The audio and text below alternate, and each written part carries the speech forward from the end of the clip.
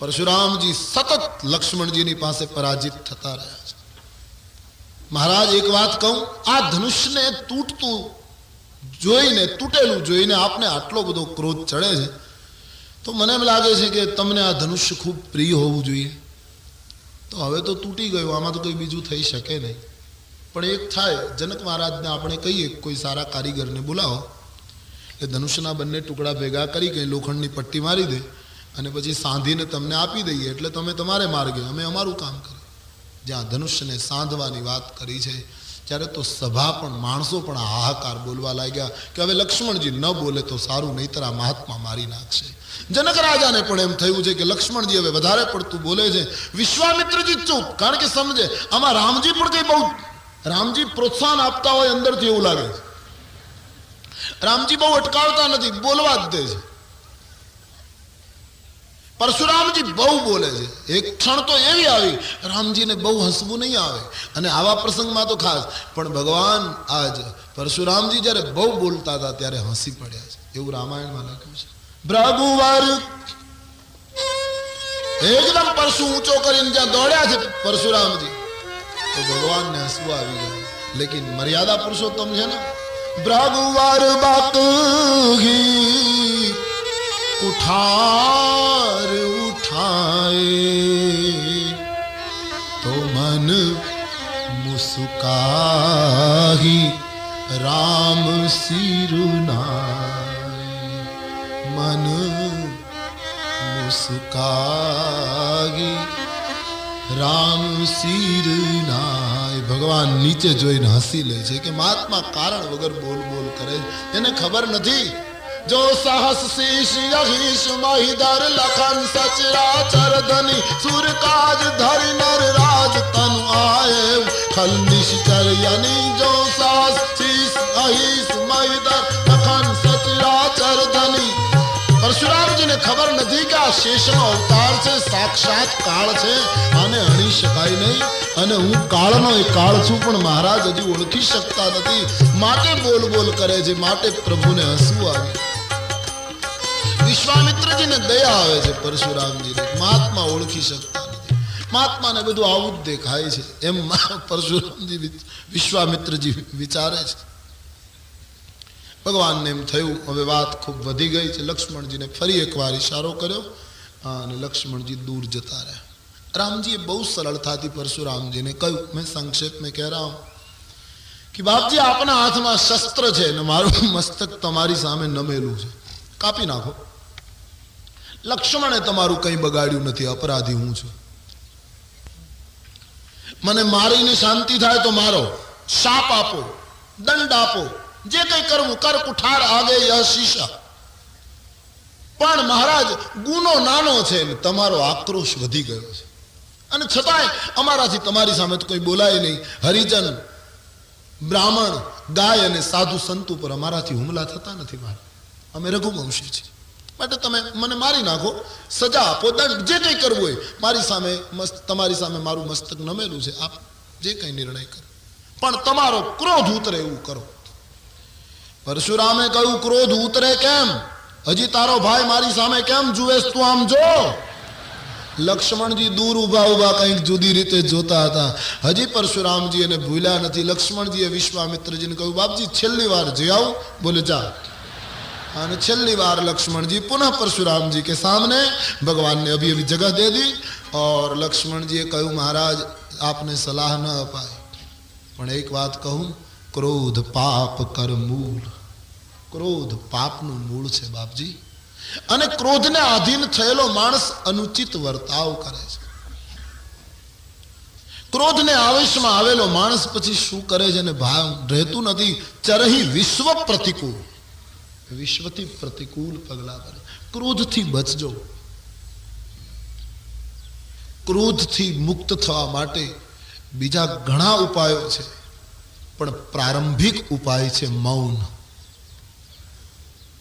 ક્રોધ ઉપર કાબુ લેવો હોય તો ઓછું બોલો, મૌન રાખો, જેટલું બને એટલું મૌન। શબ્દ બહુ કિંમતી છે। એકાદશીનો ઉપવાસ હોય ત્યારે એના મનોવૈજ્ઞાનિક આધ્યાત્મિક કારણો ગમે તે હોય, શરીર વિજ્ઞાનને અથવા તો આયુર્વેદ જે કહેતું હોય ઉપવાસની બાબતમાં, પણ સૌથી પહેલો ફાયદો તો એ થાય ને કે એક દિવસ મેન તમે ઉપવાસ કર્યો એટલે એટલું અનાજ બચી ગયું ઘરમાં. એમ એક દિવસ તમે મૌન રાખો એટલે એટલા શબ્દો તમારા બચી ગયા. આજે શબ્દને જેમ તેમ લોકો વાપરે છે. મૌન એ ક્રોધને ધીરે ધીરે સમજવાનું એક પ્રાથમિક સાધન છે. જે બહુ ઓછું બોલશે એનામાં તમે ક્રોધ બહુ ઓછો જોઈ શકશો. ક્રોધ નહીં દેખ પાઓગે આપ. શબ્દોથી, વાણીથી ક્રોધ વધે છે એવું રામાયણના અરણ્યકાંડમાં લખ્યું છે. लोभ को इच्छा दंभ बल, अरण्यकांड. काम को केवल नारी, क्रोध को परुष बचन बल, मुनिवर कहत विचार. क्रोध वाणी थी भड़के છે. ઘણા માણસો મળે છે, કહે છે અમને ક્રોધ બહુ આવે છે. મૌન રાખો. મૌનની સાથે પ્રભુ સ્મરણ કરો. શ્રી કૃષ્ણ, શ્રી કૃષ્ણ, શ્રી રામ, જે અનુકૂળ પડે તે પ્રભુ નામ છે. મૌન રાખો. ક્રોધ ઉપર ફાયદો થશે. શરૂઆતમાં મૌન રાખશો તો ઉલટાનો ક્રોધ વધશે. એ ખતરો પણ તમે સમજી લો. શરૂઆતમાં તો જે મૌન રાખશો અને એ મૌન હશો ત્યારે જ ઘરમાં ધમાલ થશે. એમને બેઠા હોય ને ત્યારે છોકરાઓ કાંઈ ન કરે, પણ માળા ફેરવવા બેસો ત્યાં જ છોકરાઓ કાંઈક ધમાલ કરે. તમે જોજો, મૌન રાખીને માણસ માળા ફેરવતો હોય ને પછી છોકરાઓ કાંઈક તોડ ફોડે કરે તો ઘણા માણસોની માળાની સ્પીડ વધી જાય. ભયંકર સ્પીડ થઈ જાય. અને માળા ફેરવતો ફેરવતો કહેતો ઊભો રહે, હમણાં આવું છું, આ પૂરી થાય એટલે આવું. ઘણાની તો માળા આખી ગરમ થઈ જાય એટલી સ્પીડમાં હોય. એ તો માળા સહન કરે, બીજો સહન ન કરે.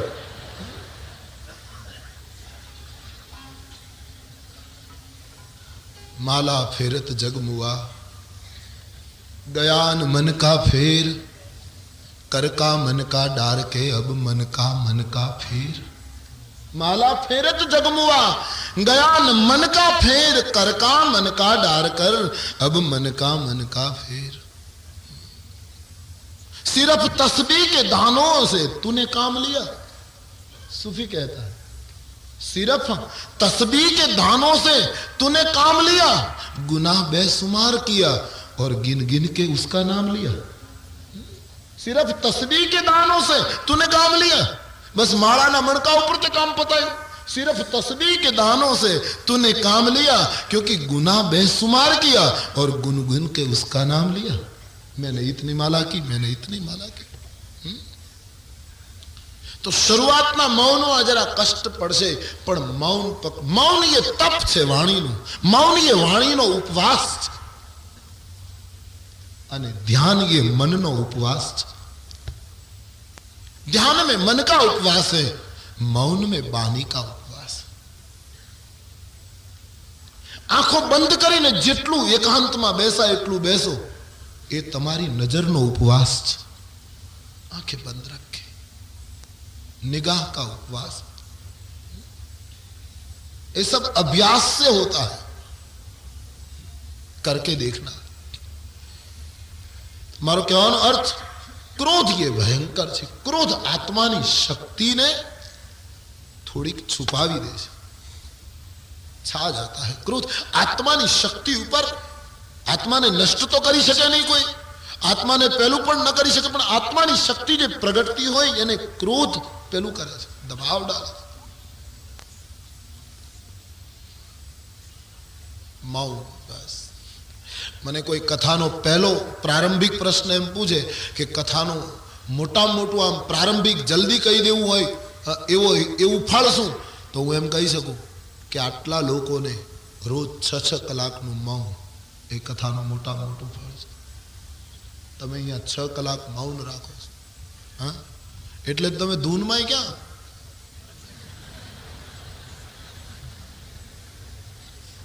પાકું મૌન પાળો છો. તમે ગણતરી કરો ના કે આટલા લોકો 9 દિવસ સુધી 6 કલાક કથા સાંભળે અને મૌન રાખે તો સમાજનું કેટલું અસત્ય અટકી ગયું. તમે કલ્પના કરો કેટલું ખોટું બોલવાનું અટકી ગયું આ વાતાવરણમાં. કેટલું અસત્ય. આટલું રામ નામ લેવાય આ વાતાવરણમાં કેટલું. કોઈ માને કે ન માને તો મુબારક પર ગયા. પણ એક વસ્તુ ચોક્કસ કે સમાજની અંદર એવા ભીષણ શસ્ત્રો ઉભા થઈ રહ્યા છે મહાસત્તાઓ પાસે કે આમ સ્વિચ દબાવે તો આ જગતનું શું થાય કેવું મુશ્કેલ છે. પણ છતાં એ સ્વિચ દબાવે નહીં. વ્યક્તિ એની બુદ્ધિને રોકવા માટે ક્યાંક સાધના થાય છે, ક્યાંક ધ્યાન થાય છે, ક્યાંક ભજન થાય છે, ક્યાંક કથા થાય છે, ક્યાંક સંકીર્તન થાય છે. આ બધું જ વાતાવરણ એક સાથે ઉપડે છે અને એ પેલી બુદ્ધિને અટકાવી રાખે છે. નહીતર એક સ્વિચ દબાવે તો જગતનું શું થાય એ કહેવું. આ બધાનું એક હેતુ છે. એ એમને નથી ધ્યાન દેના લોકોને ભેગા કરીને. એ કોઈ તમાશા નહીં है. इसके पीछे एक दृष्टि है.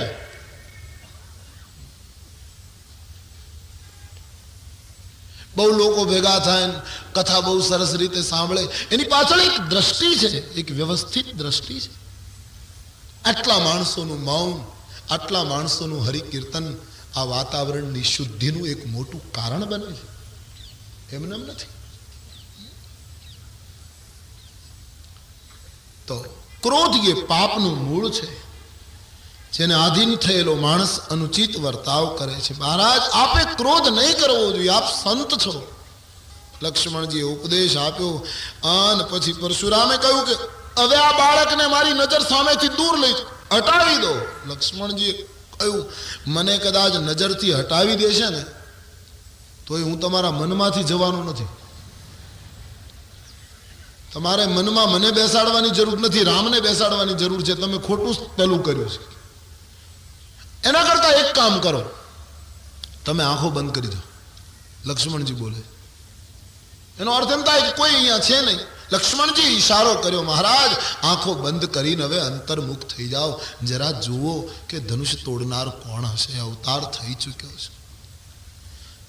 પરશુરામજી આ શબ્દો સહન કરી શક્યા નથી. ખૂબ જ રોષે ભરાયા છે. કંઈ થઈ શકતું નથી અને બોલવા લાગ્યા આ બાળકને હું મારી કેમ શકતો નથી. મારા સ્વભાવમાં દયા કેમ આવી ગઈ. આવું પોતે બોલ્યા સ્વગત. મને દયા કેમ આવે છે. લક્ષ્મણજી કહ્યું મહારાજ દયા અને તમે મેળ નથી બેસતો. મહારાજ તમારામાં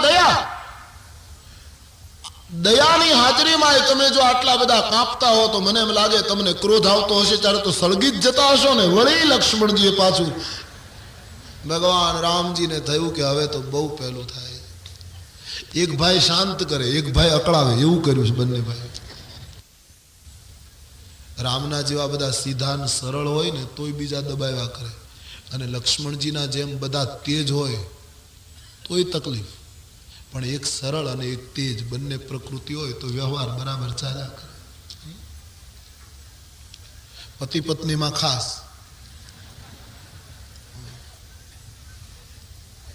એક બહુ તેજ થાય તો એક ધીમું થવાનું, એક ધીમું થાય. બંને એક સરખા. બે ટ્રક સામસામાં ફૂલ લાઇટ આવે તો શું થાય. એક ફૂલ લાઇટ હોય તો એક ડીમ થવું. બે જો ફૂલ લાઇટ થાય તો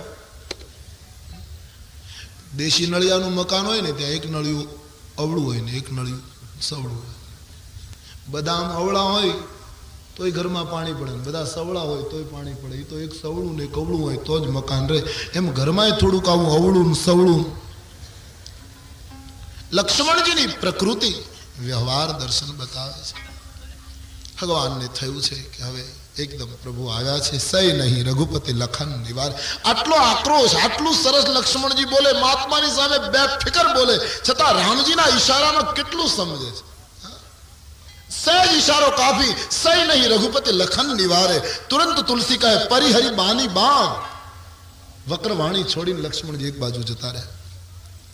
રામજી બતાવે છે કે તમારાથી કાબુમાં નથી આવતો, બાકી મારા માટે કેટલો નિયંત્રિત છે. દેખીએ મેરા ભાઈ પરિહરી બાની બામ ચલા ગયા. રામજી આવીને કહ્યું, બાપજી આપનો ક્રોધ વધી ગયો છે, આપ જે કંઈ કરો તે મારા ઉપર કરી શકો છો. બોલે, નહીં રામ, તે ધનુષ્ય તોડીને તને મોટો ગર્વ થયો, હવે બધો ગુસ્સો રામ ઉપર ઉતારે. તું જ આ બધું કરે છે, તારા ભાઈને ચડાવનારો તું છે. મારી સામે યુદ્ધ કર શિવદ્રોહી, હું તને છોડીશ નહીં. બાપજી અમારાથી યુદ્ધ ન થાય, ચરણને ને મસ્તકને લડાઈ થાય કદી? અમે તમારા ચરણ, તમે અમારું મસ્તક. તમારી સામે જીતીએ તોય દુનિયા ટીકા કરે, તમારાથી હારીએ તોય દુનિયા ટીકા કરે. આપની સાથે અમારાથી ન લડાય પ્રભુ. અને નહીતર મહારાજ, તમે રઘુકુળથી પરિચિત છો, રઘુકુળમાં એકેય માણસ એવો થયો છે કે કાળ આવીને ગર્જના કરે ને પાછી પીઠ કરે? મહારાજ, અમે કાળની સામે મુકાબલો કરનારા. આમ જ્યાં નિમંત્રણ આપ્યું, ગર્ભિત વાક્યો બોલ્યા. એકવાર મારી સામે જુઓ મહારાજ. પરશુરામજીએ રામની સામે જોયું, ભગવાને ખભા ઉપર પિતાંબર હતું, એ પિતાંબર હટાવી અને વક્ષસ્થળના દર્શન કરાવ્યા. છાતી જોઈ તો ભૃગુ ઋષિનું પગલું જોયું. મહારાજ, તમારા કુળના વડીલોએ અમારી છાતીમાં ચરણ પ્રહાર કર્યો, તોય અમે એના પગની પૂજા કરી. અમારાથી તમારી સાથે યુદ્ધ થાય નહીં, નહીતર આ દુનિયામાં કોની તાકાત છે રઘુકુળને પડકારી શકે? જ્યાં ભૃગુ ઋષિનું પગલું. અને રામજીના ગર્ભિત વાક્યો સાંભળતા પરશુરામજીની બુદ્ધિના બારણા ખોલવા લાગ્યા છે. પરશુરામજી સાવધાન થયા, કહો અવતાર થઈ ચૂક્યો. ગાત્રો ઢીલા થવા લાગ્યા, હથિયારો પડવા લાગ્યા, નેત્રો સજળ બન્યા. પરશુરામજીને થયું કે બ્રહ્મનો અવતાર થઈ ચૂક્યો છું. પણ ખાતરી કરવા માટે ખભામાંથી વિષ્ણુનું ધનુષ્ય કાઢ્યું અને રામને કહ્યું, આ ધનુષ્ય ચડાવી આપો તો મને ખાતરી થાય કે બ્રહ્મનો અવતાર થઈ ચૂક્યો. એ વિષ્ણુનું ધનુષ્ય જ્યાં આમ કર્યું, ત્યાં ભગવાન રામે લીધું નહીં, ધનુષ્ય એની મેળાએ ચડી ગયું. વિષ્ણુના ધનુષ્ય વિચાર કર્યો કે જલ્દી રામના હાથમાં નહીં જાઉં અને અક્કડ રહીશ તો જેમ શંકરનું ધનુષ તોડી નાખ્યું એમ ક્યાંક મને તોડી નાખશે. બીજો વિચાર એ આવ્યો કે બ્રહ્મનો અવતાર થઈ ચૂક્યો, ઈશ્વરને શરણે જતું રહું. એટલે વિષ્ણુ ધનુષ ભગવાનના હાથમાં ગયું. ભગવાને લીધું નહીં, એની મેળાએ ગયું. પરશુરામને ગર્ભિત ઈશારો કરી દીધો કે ધનુષ્ય તૂટ્યું ત્યારે તમે હાજર નહોતા, મેં તોડ્યું નથી, એની મેળાએ તૂટી ગયું. જેમ આ ધનુષ્ય મેં ચડાવ્યું નથી, એની મેળાએ ચડી ગયું. મહારાજ, હું આ કરતા છું, મારે કંઈ કરવાનું રહેતું નથી. પરશુરામજીને ખાતરી થઈ બ્રહ્મનો અવતાર થઈ ચૂક્યો છે. એકદમ હથિયારો ફેંકી ભગવાનની સામે હાથ જોડી પરશુરામજી સ્તુતિ કરવા લાગ્યા છે. મહારાજ, આપ તો બ્રહ્મ છો. જય રઘુવંશ બનજ બન ભાનુ, જય રઘુવંશ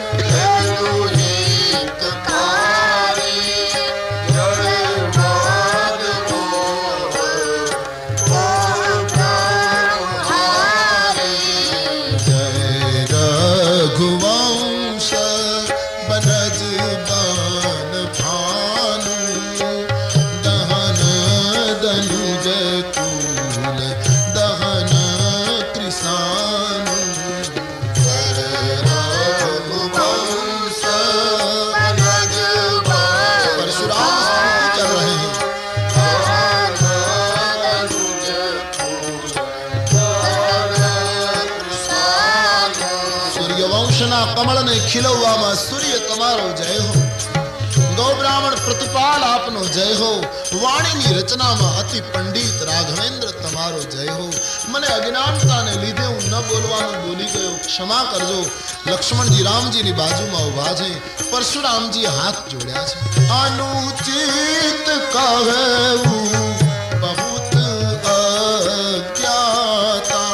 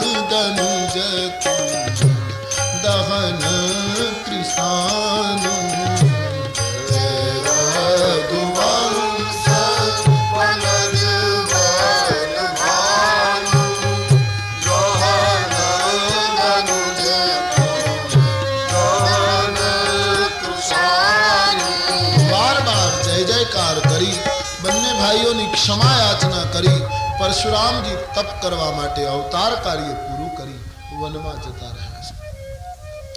પરશુરામજીની વિદાય થઈ, બધા જ વિઘ્નો હટી ગયા. તુલસીદાસજી કહે છે, જનક મહારાજ વિશ્વામિત્રના પગમાં પડી ગયા છે. બાપજી, મને આ બંને ભાઈઓએ કૃતકૃત્ય કરી દીધો. મોહી કૃતકૃત્ય કિન્હ દો ભાઈ, मैं धन्य हो गया.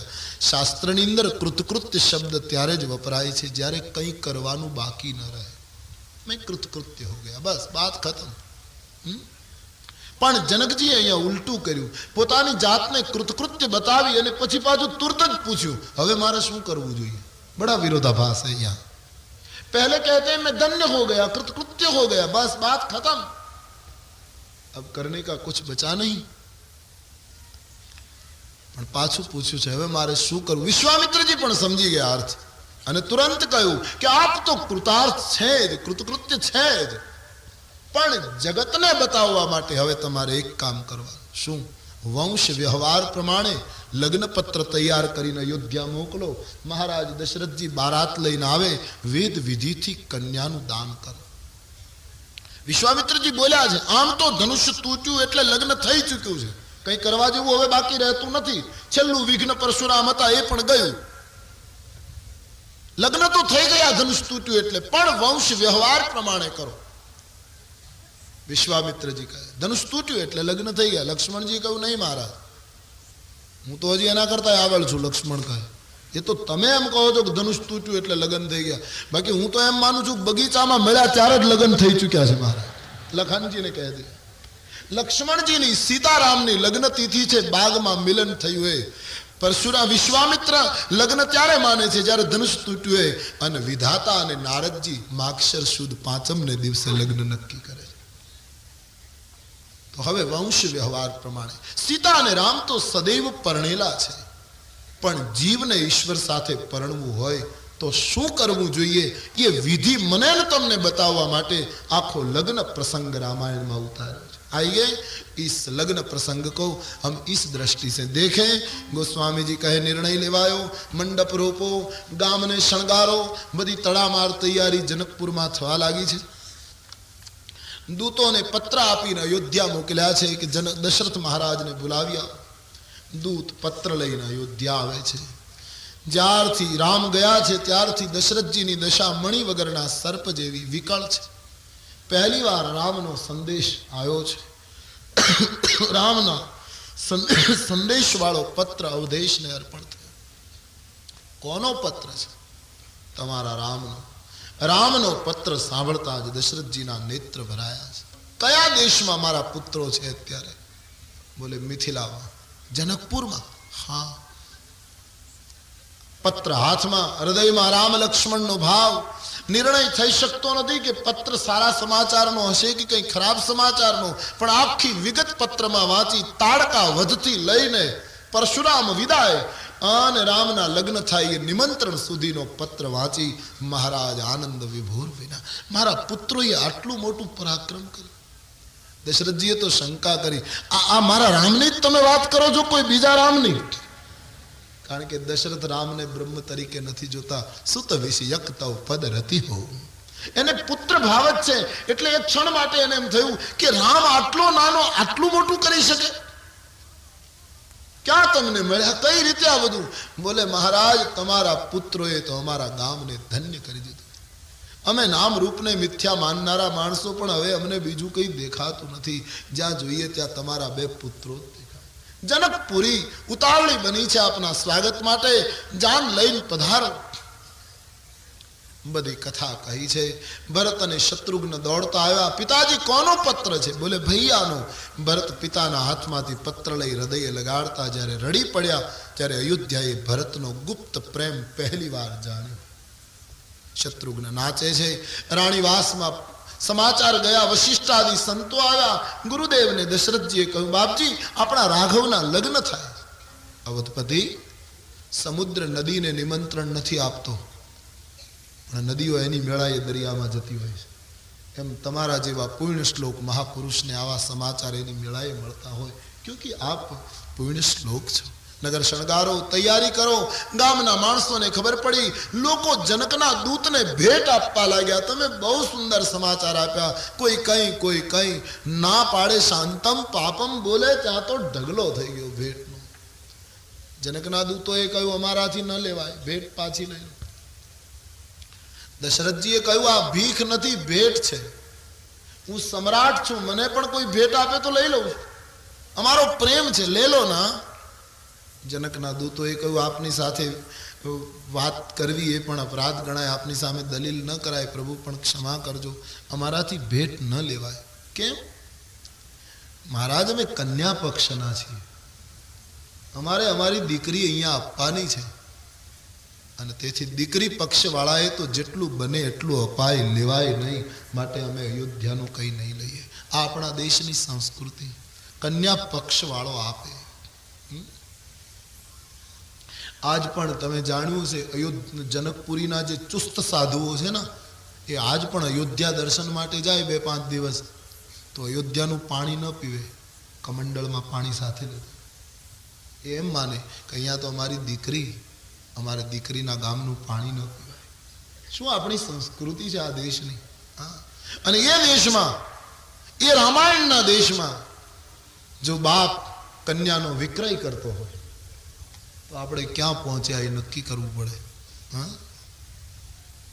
દીકરીનો પૈસો ન લેવાય. હજી ઘણી જ્ઞાતિમાં, ઘણા સમાજની અંદર આવો નિયમ છે. દીકરીનો પૈસો લેતો હોય, દીકરીના પૈસા લઈને એ પાપને શાસ્ત્રમાં બહુ ભયંકર ગણ્યું છે. આપણે ત્યાં ભંગી સ્વપચ એવી એવી કથા છે, ધર્મગ્રંથે લખી છે. એક મહિલા ભંગી સ્ત્રી હતી. એક સમાજમાં એક કાળ એવો હતો કે બહુ હલકું ગણવામાં આવે. ને મેં તમને કહ્યું, એક વર્ણનો વિકાર વચ્ચે આવી ગયો તો લોકો એને તિરસ્કારતા હતા. તો એક ભંગી સ્ત્રી, એક તો એને સમાજ તિરસ્કારે એવી સ્ત્રી, એમાં એ રજસ્વલા હતી, એટલે અપવિત્રતા ઓર बढ़ ગઈ. એમાં એના માથા ઉપર માંસનો ટોપલો, ઓર बढ़ ગઈ અપવિત્રતા. અને એવી સ્ત્રી બગલની અંદર ઝાડુ નાખીને માથા ઉપર માંસનો ટોપલો, પોતે અપવિત્ર, પોતે આવી સ્ત્રી, અને હાથમાં પાણીનો લોટો લઈ બજારમાં નીકળી ત્યારે પાણી છાંટતી છાંટતી નીકળે. લોકોને બહુ નવાઈ લાગી. કમાલ છે. એ ખુદ અપવિત્ર આવી સ્ત્રી અને એ વળી પાણી છાંટીને ચાલે. કોઈએ પૂછ્યું, તું આવું કેમ કરે? બોલે હું અપવિત્ર છું, મારા માથા ઉપર માંસનો ટોપલો છે, હું જાણું છું, પણ છતાંય હું પાણી છાંટીને આ રસ્તો પવિત્ર કરીને ચાલું છું, કારણ કે મને ખબર મળ્યા કે આ રસ્તેથી કન્યાના પૈસા લેનારો એક બાપ નીકળીને ગયો છે, કારણ કે એ તો મારા કરતા અધમ ગણાય છે, એટલા માટે હું રસ્તાને પાવન કરીને ચાલું છું. આટલું મોટું પાપ ગણાય છે. સગવડ ન હોય ને તો 2 જણને બોલાવીને પરણાવી દેવાની દીકરીને, જેટલું બને એટલું આપીને પ્રસંગ પૂરો કરી દેવાનો, બાકી કન્યાનો પૈસો ન લેવાય. જનકના દૂતોનું આ વિવેક જોઈ ધર્મ બિચારી સભી સુખમાં આના, બધાને ખૂબ ગમ્યું. અહીં મહારાજ દશરથજી વશિષ્ઠજીની આજ્ઞા લઈ બધી તૈયારીની સૂચના આપી. પત્ર અને પુત્રોને લઈને રાજભવનમાં ગયા છે. રાણીઓ ઘેરી વળી એક બીજી રાણી પત્રને હૃદય લગાડી ભાવ વિભોર બની ગઈ. અમારા રાઘવનું લગ્ન થાય. કઈ કઈ નાચે છે. સુમિત્રાજી આનંદ વિભોર બન્યા. કૌશલ્યા માનો હર્ષ કેમ વર્ણવવું આ છે. બ્રાહ્મણોને ખૂબ દાન આપે છે. બધું મુહૂર્તો સાચવાવા લાગ્યા. આખી રાત્રિ તૈયારી. બીજે દિવસે આખું નગર રામને પરણાવવા બારાતી બનીને તૈયાર થયું. વશિષ્ઠ આદિ મહાત્માઓને રથમાં બેસાડ્યા. ભરત શત્રુઘ્ન મિત્રોની સાથે ઘોડા ઉપર સવાર થયા. બાકીના પોતપોતાની યોગ્યતા પ્રમાણે વાહનોમાં. આમ જાન તૈયાર. ત્રણેય રાણીઓ દશરથજીને વિદાય આપે છે. રામકથા જોતા એમ લાગે છે માતાઓ જાનમાં ગઈ નથી. એ કાળમાં એવો નિયમ, પુત્રના લગ્નમાં માતાઓ નહીં જતી, એટલે ત્રણેય રાણીઓ ઘરે રહ્યા. કૌશલ્યાજીની આંખમાં અશ્રુ જોઈ દશરથજીએ પૂછ્યું, રાણી શું છે? કઈ નહીં મહારાજ. તો મહારાજ એક વિનંતી, લગ્ન વિધિ પૂરો થાય ને પછી જનકપુરમાં બહુ રોકાશો નહીં, જલ્દી આવો. મહારાજ કેટલો સમય થયો અમે રાઘવના દર્શન કર્યા નથી. ત્રણેય રાણીઓની આંખમાં પ્રેમાશ્રુ આવ્યા છે. મહારાજ દશરથજી શાંત કરી શંખનાદ થયો. મંગલ મુહૂર્ત થયું. અવધપતિ પહેલા વશિષ્ઠ બાપજીની પૂજા કરીને સૂચના પ્રમાણે બારાતે પ્રસ્થાન કર્યું. પણ માનસમાં એમ લખ્યું કે જગતમાં જેટલા સારા શુકનો હોય બધા સામા આવ્યા એક સાથે. ગાય વાછરડાને દૂધ પીવડાવતી આવી, મહિલાઓ પાણીના બેડા ભરીને આવી, માછલી લઈને કોઈ સામું મળ્યું, બ્રાહ્મણો વેદના પુસ્તકો લઈને સામા મળ્યા, દહીં લઈને કોઈ સામું મળ્યું, મરગલાનું ટોળું રસ્તામાં આડું ઉતર્યું, નોળિયાના દર્શન થવા લાગ્યા, સુંદર વૃક્ષ ઉપર શામા નામનું પંખી બોલવા લાગ્યું. આ બધા સુંદર શુકનો છે.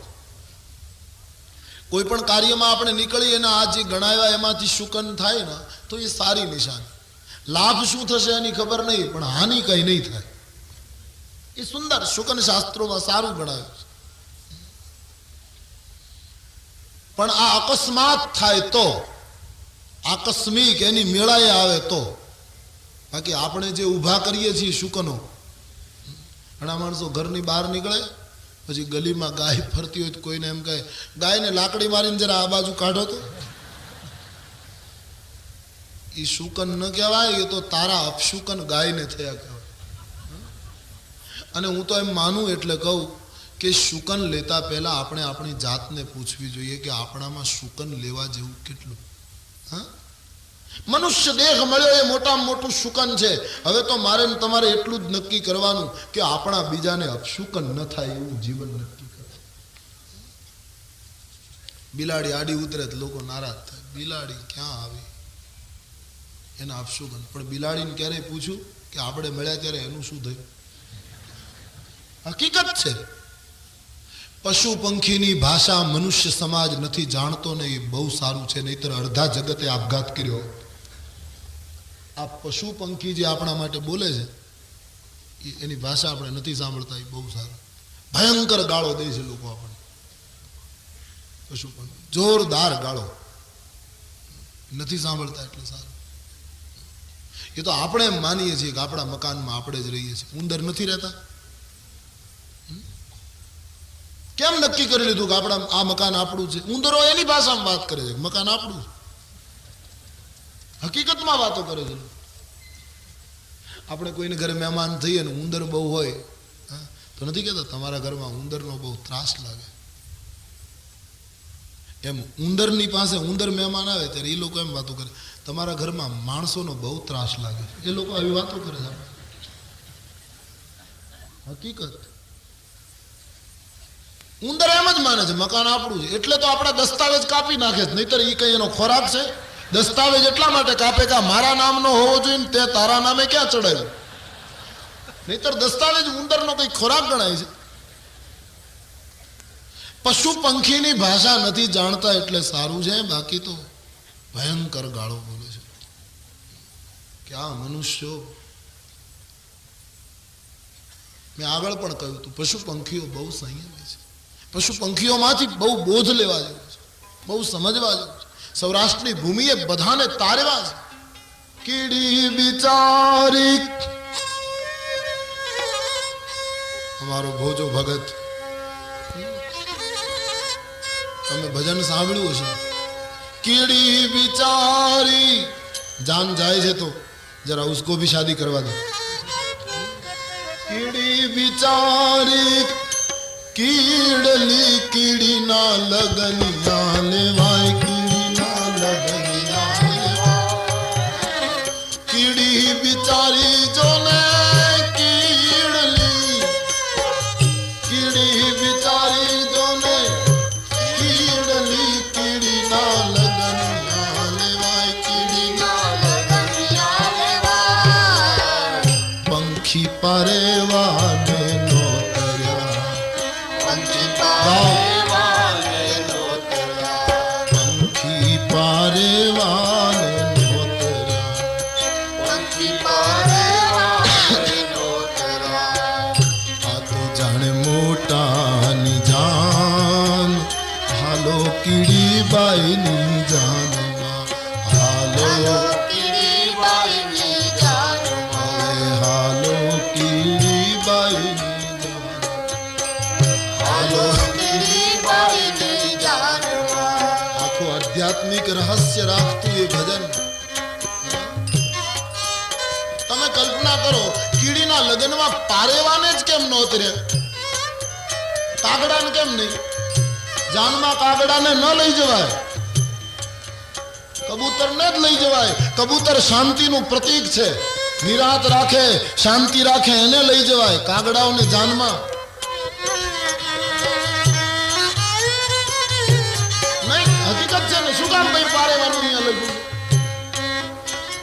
પંખી પારેવાને નો તર્યા, પંખી પારેવાને નો તર્યા. આ તો જાણે મોટાની જાન, હાલો કીડી બાઈની જાનમાં, હાલો કીડી બાઈની જાનમાં, હાલો કીડી બાઈની જાનમાં, હાલો કીડી બાઈની જાનમાં. અને તેથી જ આજ હવે તો નીકળવા માંડ્યું, નહીતર ગામડામાં હજી જ્યારે લગ્ન નક્કી થાય, સામ સામે વિવાહ પક્ષ સમજે ત્યારે એમ કહે, જાનમાં કેટલા માણસો લાવશો? જાનમાં કઈ પશુ જવાના હોય? માણસો જ જવાના હોય. છતાં પૂછાય આમ, માણસો લાવજો. હે, માણસો ઈ લાવજો, પશુ હોય એને ન લાવતા. કાકસ્ય ગાત્રમ યદિ કાંચનસ્ય, માણિક્ય રાગો યદિ ચંચુદે, એકૈક પક્ષે ગ્રથિતમ મણિના, તથાપિ ખાકો નતુરાજ. કબૂતરોને, શાંતિ રાખનારને જાનમાં લઈ જવાય એટલા માટે. હાલો કીડી બાઈની જાનમાં, હાલો કીડી બાઈની જાનમાં. આપણા સગાવાલાના લગ્ન હોય, ગામમાં કોઈ મોટા માણસને ઘરે લગ્ન હોય ને આપણે જઈએ તો બધા ગીત ગાય. અને આ કીડીના લગ્ન એટલે તમે ચૂપ છો? સામાન્ય છે એટલે ગાઓ. એ ગરીબનો દોષ શું? હાલો કીડી બાઈની જાન, હાલો, હાલો કીડી બાઈની જાન, હવે હાલો કીડી બાઈની જાન, હાલો કીડી બાઈની જાન. અરે કીડી બિચારી જોને કીડલી કીડીના લગનિયા લેવાય, કીડીના લગનિયા લેવાય. કીડી બિચારી જોને કીડલી લગનિયા લેવાય, કીડીના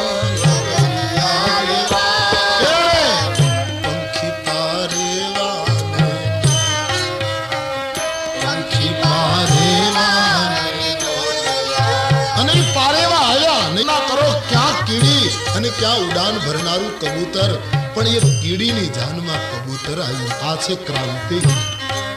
નહીતર કીડીની જાનમાં કબૂતર ક્યાંથી? એક ગગનગામી, એક ભૂમિ ઉપર વિહાર કરનાર બિચારી નાની એવી કીડી, પણ એની જાનમાં કબૂતર આવ્યું. હાલો કીડી બાઈની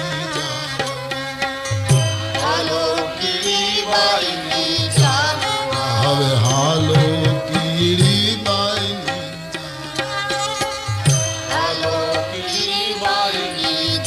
અરે મકોડો હાલ્યો જોને માળવે લેવા, માળવીયો ગોળ લેવા, માળવીયો ગોળ. ખરીદી મકોડાને સોંપી. લગનમાં ખરીદી કોઈને સોંપે ને ગાંઠલી, એમાં મકોડો પસંદ કર્યો. મકોડો તમે જોજો કરડે ઈ તૂટી જાય પણ મૂકે નહીં. ખરીદી આવવાને ભાવ મૂકે નહીં. આટલામાં જ આપવું પડશે તો જ હું લઈશ એમ બિલકુલ પાકું કરીને લે, એને જ લગ્નની ખરીદી સોંપાય. એટલે ભોજો ભગત ખરીદી મકોડાને સોંપાય. અરે રે મકોડો હાલ્યો જોને માળવે લેવા, માળવીયો ગોળ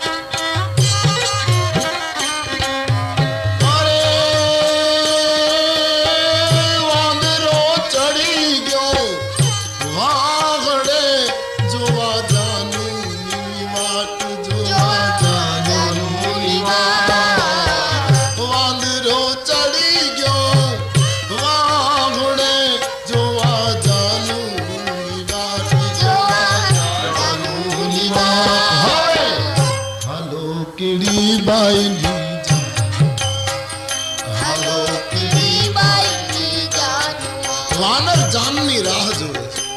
વાંદરને વાંસ ઉપર શું કામ ચડાવ્યો? પૂજા વગર. આપણે ત્યાં બહુ જૂની વાર્તા છે. એક જણાને ભૂત પ્રસન્ન થયું. પછી ભૂતે એમ કીધું કે તું જે કહીશ હું એ કરીશ, પણ તે મને નવરું જે દિવસે રાખ્યું અને કાંઈ કામ ન સોંપ્યું તે દિવસ તને ખાઈ જઈશ. પછી પેલો ગભરાયો, મહાત્માને મળ્યો, કરવું શું? કામ હોય ત્યાં સુધી તો ભૂતને સોંપવું, પણ પછી કામ ક્યારેક ન હોય ને જરાક જો પેલું થાય તો મને ખાઈ જાય. બોલે કામ હોય ત્યાં સુધી તારે એને બધું સોંપવું. પછી એક ઘરના ફળિયાની અંદર મેદાનમાં એક વાંસ ઊભો કર અને કામ ન હોય ત્યારે કેવું આ વાંસ ઉપર ચડ ને ઉતર, ચડ ને ઉતર. વાંદર એ મરકટ છે અને માનવીનું મન એ મરકટ છે. મરકટને કામ વગર રાખો, મનને કામ વગર રાખો તો અનેક ખોટા વિચારો કરી અને પેલું કરશે. એટલે એને 108 કાતળીનો માળાનો વાંસ સોંપી દો. તું જપ કર્યા કર, જપ કર્યા કર, તો તને તારી જાન જડશે, તારો અંતર તને જડશે, તારો પ્રાણ તને દેખાશે, તારા આત્માનું તને ભાન થશે. વાંદરો ચડી ગયો વાસડે જોવા જાનું ની વાટ,